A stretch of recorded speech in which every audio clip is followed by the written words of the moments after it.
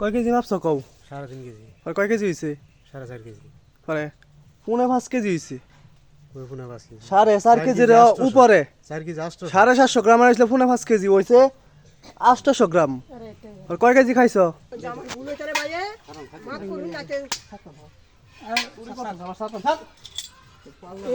এই পাল্লা রাজীব আরেকটা রে দিন মালিক না আর কোন তো